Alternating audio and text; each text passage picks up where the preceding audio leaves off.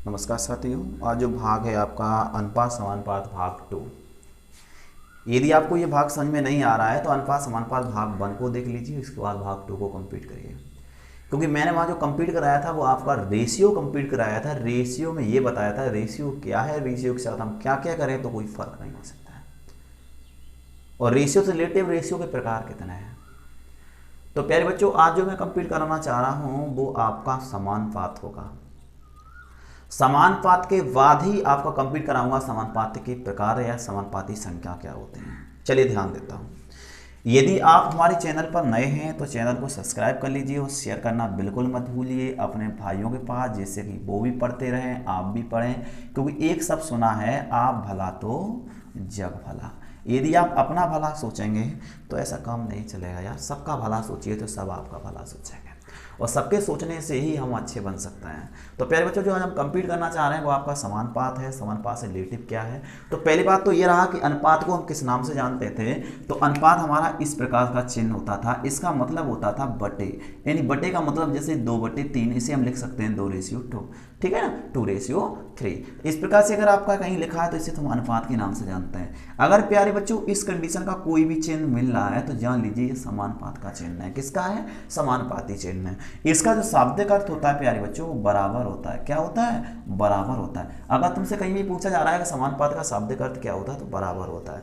अगर प्यारे बच्चों कहीं भी कोई प्रश्न लिखा है 2 समानुपात 3, ऐसी पहली बात तो हो नहीं सकता। अगर हो भी रहा है तो किसी भी तुलना में 2 3 के बराबर है, इसका मतलब ये है। अगर कहीं इस कंडीशन का कोई प्रश्न है 2:3 समानुपात 3:4, अगर तुमसे कहीं भी इस कंडीशन का प्रश्न बन रहा है तो इसका मतलब ये, इस अनुपात का मतलब होता है बटे 2/3 बराबर 3/4। ये हम कह सकते हैं प्यारे बच्चों। कोई प्रॉब्लम आपको नहीं आ रही है, मुझे विश्वास है, कोई समस्या नहीं आपको हो सकती है। तो आपसे मैं बोल चुका हूँ समानुपात का शाब्दिक अर्थ क्या होता है? बराबर होता है। अब हम समानुपात किसे कहते हैं पहले ये कंप्लीट कर लीजिए। तो दो अनुपातों की समानता को, जैसे मैं 2:3 समानुपात 3:4 लिखा तो दोनों अनुपातों की समानता दी। तो जहां दो अनुपातों की समानता होती है उसे हम समानुपात के नाम से जानते हैं। तो दो अनुपात जहां आपस में समान रूप से रखे जाते हैं उसे हमेशा हम समानुपात के नाम से जानते हैं। चलिए प्यारे बच्चों ध्यान देते हैं। अगर आपसे कहीं भी मिल रहा है जैसे कि A/B C/D, तो प्यारे बच्चों ये प्रथम अनुपात है, ये द्वितीय अनुपात है, ये तृतीय अनुपात है, ये चतुर्थ अनुपात है। तो दो अनुपातों की समानता को हमेशा हम समानुपात कहते हैं। तो एक अनुपात ये हो गया, दूसरा अनुपात ये हो गया। ये प्रथम अनुपाती संख्या, ये द्वितीय अनुपाती संख्या, ये तृतीय अनुपाती संख्या, ये चतुर्थ अनुपाती संख्या। तो अनुपात और अनुपाती संख्या, अनुपात यहाँ 2 है और अनुपाती संख्या 4 है। क्लियर हो गया? इसे हम प्रथम अनुपाती बोलते, इसे द्वितीय बोलते, इसे तृतीय बोलते, चतुर्थ बोलते हैं। तो प्यारे बच्चों यहाँ आपसे प्रश्न मेरा पहला ही हुआ, समानुपात का शाब्दिक अर्थ क्या हुआ? तो बराबर हुआ। और दो अनुपातों की समानता को क्या कहते हैं? तो समानुपात कहते हैं। और समानुपात में कितने पद यूज होते हैं? तो 4 होते हैं। और प्रथम अनुपाती, द्वितीय अनुपाती, तृतीय अनुपाती, चतुर्थ अनुपाती होता है। और अनुपात कितने यूज होते हैं? तो 2 अनुपात यूज होते हैं। प्यारे बच्चों कंप्लीट हुआ होगा ना? विश्वास मुझे आपका कंप्लीट हुआ होगा। चलिए ध्यान देता हूं थोड़ा शांति से। अब यहां हमसे प्रश्न कौन बनता है वो भी आप एक मिनट देख लीजिए। तुमसे प्रश्न बनेगा प्यारे बच्चों, पहला प्रश्न मैं देख रहा हूं, देखिए आप ही बताएंगे यार, मुझे बताने की कोई आवश्यकता नहीं है। आपका जैसे 4 और नेक्स्ट दे दिया जाएगा आपको 8। पूछा जाएगा कि प्रश्नवाचक चिन्ह के स्थान पर कौन सा अंक होगा? प्रश्नवाचक चिन्ह के स्थान पर कौन सा अंक होगा? इस कंडीशन का प्रश्न अधिकतर क्लर्क हुआ और GDR में हुआ। इस परीक्षा में अधिकतर पूछे जाए, रीजनिंग में भी इस कंडीशन का प्रश्न बनता है। तो आपसे अगर इस कंडीशन का कोई भी प्रश्न है तो आपसे मैं बोल चुका हूँ ये प्रथम अनुपाती है, द्वितीय अनुपाती दिया नहीं गया, तृतीय अनुपाती और चतुर्थ अनुपाती। तो चलिए द्वितीय अनुपाती को मैं x मान ले रहा हूँ। जब द्वितीय अनुपाती को x मानूंगा तो इसे हम लिख सकते हैं 2/x = 4/8। कितना लिखेंगे? 4/8। बेटा इस कंडीशन का कोई भी XYZ प्रश्न है तो इस कंडीशन के प्रश्न में हमेशा कौन सा गुणा होता है? कैंची गुणा होता है, यानी त्रियक गुणा होता है। तो हम गुणा कर लेंगे तो 4x = 8 दूनी 16। तो x बराबर हमारे पास कितने आ जाएंगे? 4। कितने आ जाएंगे प्यारे बच्चों?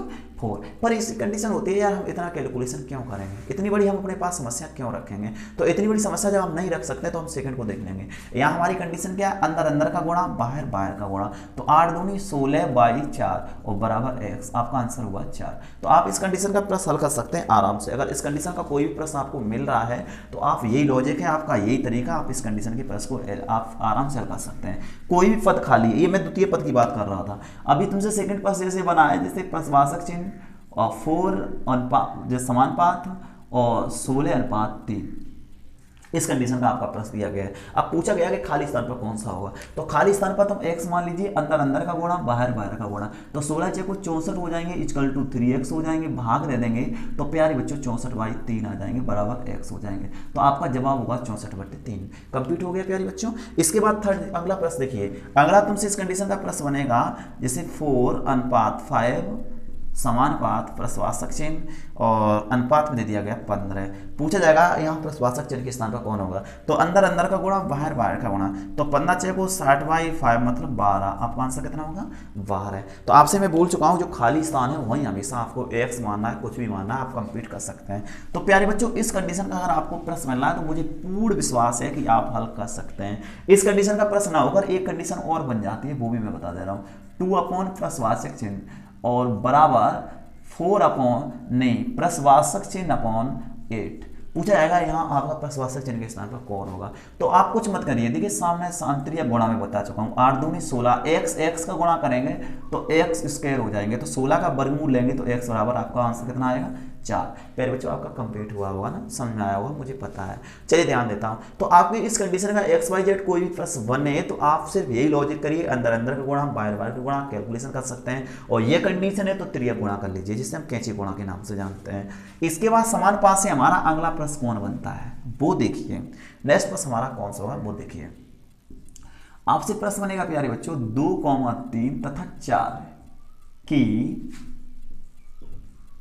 चतुर्थ अनुपाती संख्या क्या है। 2, 3 तथा 4 की चतुर्थ अनुपाती संख्या क्या है। अब प्यारे बच्चों हम कैसे कंप्लीट करें चतुर्थ अनुपाती संख्या, तो मैं बोल चुका हूं आपके अनुपात में जो संख्या होती है वो आपकी 4 यूज होती हैं, यही हुई। तो आपका 2 प्रथम हो गया, 3 द्वितीय हो गया, 4 तृतीय हो गया, चतुर्थ क्या हो गया x, वही अंदर अंदर का गुणा बाहर बाहर का गुणा, तो 4 × 12 बराबर 2x हुआ। आपका जवाब हुआ जाके प्यारे बच्चों 6। कितना आंसर हुआ 6। कंप्लीट हो गया। इसके बाद थर्ड प्रश्न को देखिए, आपसे बोला जाएगा 3, 4, 8 की द्वितीय अनुपाती संख्या क्या है। द्वितीय अनुपाती संख्या क्या है, तो मैं बोल चुका हूं आपको करना कैसे है, बता चुका हूं करना कैसे है। चलिए प्रथम 3 हो गया, द्वितीय x हो गया, चतुर्थ 4 हो गया, नहीं तृतीय 4 हो गया, चतुर्थ 8 हो गया। अंदर अंदर का गुणा करेंगे तो 4x बराबर 24, तो x बराबर प्यारे बच्चों आंसर होगा 6। कंप्लीट हुआ। तो आपसे अगर इस कंडीशन का कोई भी प्रश्न बन रहा है, द्वितीय तृतीय प्रश्न पूछ रहा है, चतुर्थ पूछ रहा है, तो ये बात रही है सिर्फ हमारे किन पदों की जिनमें हमें 3 पद दिए जाते हैं और चतुर्थ पद हमसे पूछा जाता है। वो पद कोई भी हो सकता है, इतना तो मैं नहीं बोल सकता हूं। अगला ध्यान दो, इसके बाद हमसे कंफ्यूजन कहां प्राप्त होती है, यानी कंफ्यूज हम कहां होते हैं, कहां प्रश्न को करने में हमारे पास समस्या आते हैं, उसे देख लीजिए। आपसे प्रश्न बनेगा कि 4 तथा 9 की मध्यानुपाती संख्या क्या है। 4 तथा 9 की मध्यानुपाती संख्या, 4 और 9 की मध्यानुपाती संख्या क्या है, 4 तथा 9 की मध्यानुपाती संख्या क्या है। तो कोई प्रॉब्लम लेने का नहीं है, एक मिनट ब्रेन से कुछ सोचने का नहीं है, बस इतना है कि एक मिनट हम जो बता रहे हैं उन कॉन्सेप्ट को क्लियर करते चलिए। गारंटी मेरी है यार, समझ में आएगा, आप वो बनेंगे जो आप सोच नहीं पा रहे होंगे। याद कर लेना है कि हमेशा व्यक्ति जैसे थोड़ा बहुत सीख लिया, गोली उछलना चालू किया, क्योंकि अधकल गगरी ही छलकती है, और जिसके अंदर कुछ होता है ना तो वो यार नहीं छलकता। तो आप वो बनिए ना जो कोई कम पहचान अनुमान कम कर सके, निकले कुछ ज्यादा, तो वो आप बनिए तो अच्छा रहेगा। हमारी सोच तो आपके प्रति यही है। चलिए ध्यान देता हूं, तो 4 और 9 की मध्यानुपाती संख्या क्या है। तो प्यारे बच्चों कॉन्सेप्ट हमारा क्या था, A B C और D, तो आपकी प्रथम ये हो गई और 9 हो गई। मध्यानुपाती हमारी यही 2 पद खाली हैं, तो अंदर अंदर का गुणा कर लेंगे, तो x² = 9 × 36, x बराबर हमारे पास आ जाएगा 6। प्यारे बच्चों ये कंप्लीट नहीं आ रहा है तो आपके पब्लिकेशन में एक लॉजिक और दिया गया है, √AB, तो √AB मतलब 4 × 9, तो 9 × 36, 36 का वर्गमूल लेंगे तो प्यारे बच्चों 6। अगर मध्यानुपाती पूछ रहा है, अगर आपको ये भी समझ में नहीं आ रहा है तो आप पुनः समझ लीजिए, 4 का वर्गमूल 2, 9 का वर्गमूल 3 गुणा कर दीजिए, आंसर होगा 6। अगर तुमसे इस कंडीशन का कोई भी प्रश्न पूछ रहा है तो आप पुनः देख लीजिए। आपसे जैसे कहा गया 16 और 25 की मध्यानुपाती संख्या क्या है, तो आपको कुछ नहीं करना है, मैं बता चुका हूं। 16 का वर्गमूल लीजिए 4 और 25 का वर्गमूल लीजिए 5, गुणा कर दीजिए, जवाब होगा आपका 20। तो आपको ये भी समझ में आएगा, मुझे पता है कि आपका मध्यानुपाती संख्या हम कैसे तय करेंगे। तो सेकंड कॉन्सेप्ट आपका 2 का 1 तो हो गया है मध्यानुपाती के लिए। एक और इससे समझ रिलेटेड प्रश्न बनता है, तुमसे कहा जाएगा प्यारे बच्चों 2 और 4 की तृतीय अनुपाती संख्या क्या है, 2 और 4 की तृतीय अनुपाती संख्या क्या है। एक यही प्रश्न और आपसे बनता है, सबसे बड़ी कंफ्यूजन होती है, सारदा पब्लिकेशन पर लूसेंट में आरएस में सब में दिया गया एक एक करके, तो आप कंप्लीट कर लीजिए। जब आपका 2 और 4 की तृतीय अनुपाती संख्या पूछा तो प्रथम आपका ये हो गया, द्वितीय ये हो गई, तो द्वितीय ये भी होना चाहिए, तृतीय हमारी x हो गई। अंदर अंदर गुणा करेंगे तो 4 6 को 16 इक्वल टू 2x, काट लेंगे तो आंसर होगा बेटा 8। अगर आपको ये समझ में नहीं आ रहा कि हम इसे नहीं कर पाएंगे, आपको ऐसा लग रहा है कि हम इसे नहीं कर पाएंगे, तो कोई प्रॉब्लम नहीं है यार, बिल्कुल मत आप फालतू सोचिए, बिल्कुल हैरान मत होइए, आप कर सकते हैं यार, पूर्ण विश्वास के साथ कर सकते हैं। तो आप ऐसा करिए, जैसे हमारे पास 2 आ रहा है ना, तो द्वितीय पद जो हमें दिया गया, इस द्वितीय पद का हमेशा वर्ग कर लीजिए, 2 का वर्ग करेंगे, 4 का वर्ग करेंगे 16, और 16 को 2 से काट लीजिए, आंसर होगा आपका 8। आपको समझ में आ रहा होगा। जैसे तुमसे कहीं बोला गया है प्यारे बच्चों, 5 और 10 की तृतीय अनुपाती संख्या क्या है, 5 और 10 की तृतीय अनुपाती संख्या, मैंने कहा बोला दूसरे पद का वर्ग करिए, 10 का वर्ग करिए 100, 5 से डिवाइड कर लीजिए, आंसर होगा आपका 20। तो आपको यहां तक समझ में आया होगा ना। तो समानुपाती से रिलेटिव आपका समानुपाती संख्या ज्ञात करना और समानुपाती मान ज्ञात करना, अनुपाती संख्या द्वितीय तृतीय चतुर्थ अनुपाती संख्या और प्रश्नवाचक चिन्ह खाली स्थान के लिए करना, 2 अनुपातों की समानता, समानुपात होना, समानुपात का अर्थ क्या होता है। तो इतना आपका कंप्लीट हो गया होगा, आनंद आया होगा। अगर आपको समझ में आ रहा है ना, तो प्यारे बच्चों आप शेयर कर दीजिए यार, और शेयर करने के बाद कमेंट बॉक्स में लिख दीजिए, और अधिक से अधिक सब्सक्राइब करने का प्रयास करिए, जिससे कि आपको लाइव क्लासें प्राप्त हो सकें। बस सब्सक्राइबर 5 6 7 10 कंप्लीट कम बच रहे हैं, वो आप कंप्लीट करा दीजिए। लाइव क्लास आपको देना चालू कर दूंगा 2 4 5 घंटे के लिए लगातार हो गई। बस आप पढ़ते रहिए, आनंद लीजिए और खुश रहिए, यही हमारी मनोकामना है, जिससे कि आप सफल हों, अच्छे नागरिक बने।